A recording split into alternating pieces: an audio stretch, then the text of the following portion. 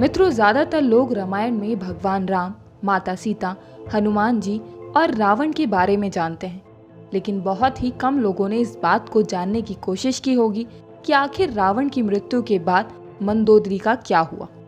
क्या वह मर गई या फिर कहीं चली गई?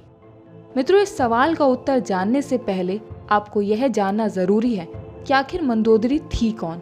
तो आइए जानते हैं। हिंदू पुराणों में वर्णित एक कथा के अनुसार एक बार मधुरा नाम की एक अप्सरा कैलाश पर्वत पर भगवान शिव से मिलने आई। कैलाश में देवी पार्वती को ना पाकर वह भगवान शिव को आकर्षित करने का प्रयास करने लगी।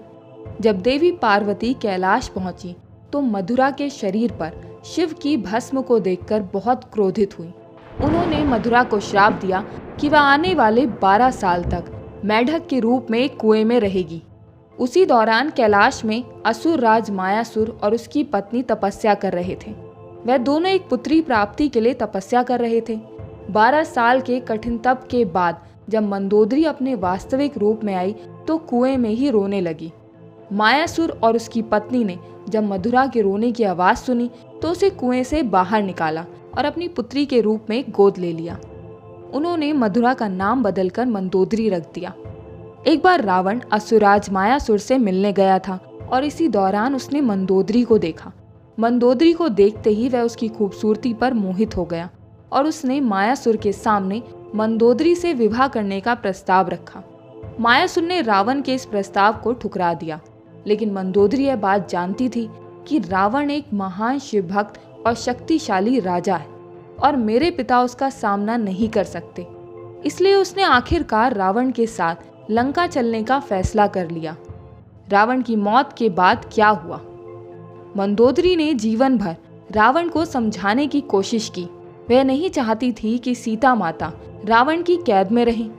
अद्वैत रामायण की माने तो रावण की मौत के बाद वह बहुत दुखी हो गई। तब भगवान श्री राम ने उन्हें समझाया कि वह विश्व विजयी लंकेश की पत्नी है। उन्हें इस तरह उनकी मौत पर हताश नहीं होना चाहिए। भगवान राम ने लंका के अच्छे भविष्य के लिए उन्हें विभीषण से विवाह करने का सुझाव दिया। जब भगवान राम के सुझाव पर मंदोदरी ने क्रोध में आकर खुद को महल के अंदर बंद कर दिया, तब भगवान राम, माता सीता और हनुमान के साथ अयोध्या आने वाले थे। तो उन्होंने एक बार फिर उसे समझाने का प्रयास किया।